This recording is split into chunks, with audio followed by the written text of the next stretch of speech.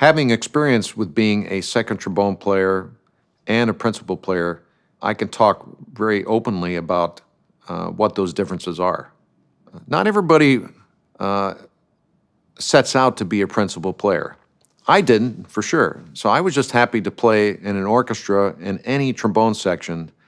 I was lucky. I got to play with my teacher in the Philadelphia Orchestra. I was second, and my teacher was principal, Glenn Dodson.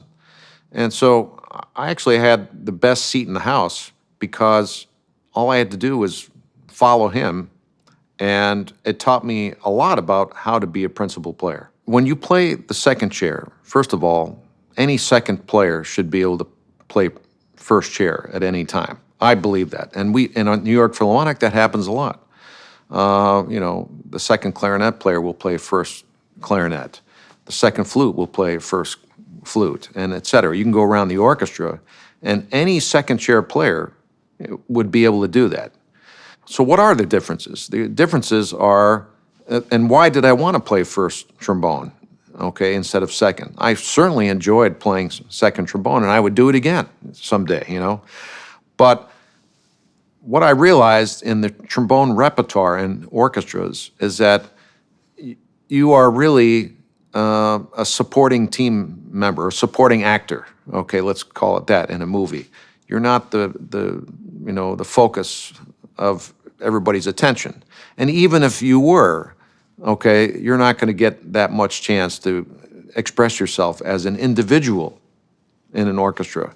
What are the big solos in as first chair?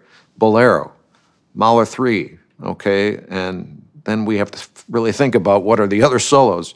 A lot of them are in the second chair too, the tuba mirim, the Russian Easter. These are for the second chair player.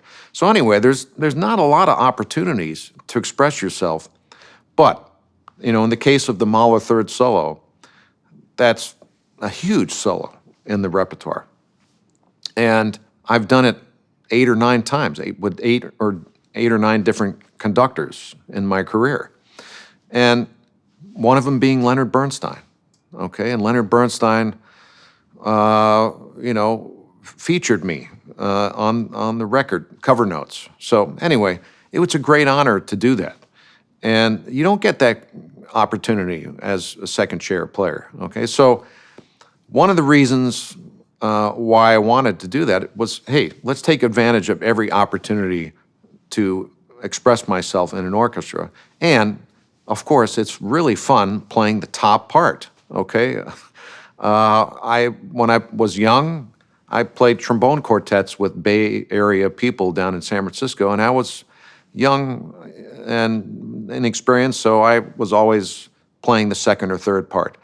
And I was always jealous a little bit of the first player, because, wow, they get to do that, and they have the endurance to do that. I didn't have that kind of endurance at that age. So to be able to play that top part and sit on top of a chord with great players underneath is, like driving a Porsche.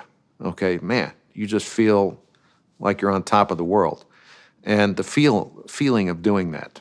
So I would say that's one big difference, okay? The other difference is what do you do in the chair? Do you have to do anything special or not?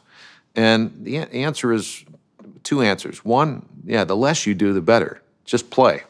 Use your playing as a leader and show leadership through your playing, okay? And I can get into all kinds of subtleties about that, but that would take a long time. But you have to have a lead sound. You have to show people where to move. You have to set the intonation. You have to set the sound, and I can go on and on. The less talking you do as a principal player, the better. Show it with your playing, I would say. And also, be a good person too. Be a good leader. You don't want to talk down to anybody ever. You want to treat them as equals. And so that's what I've always done in my section. I respect everybody so much. So, and they know that. So we work as a team. So really, as a leader of the trombone section, you don't have to ruffle your feathers or anything. You just simply show up to work, know your part, and be a great leader and be a good person.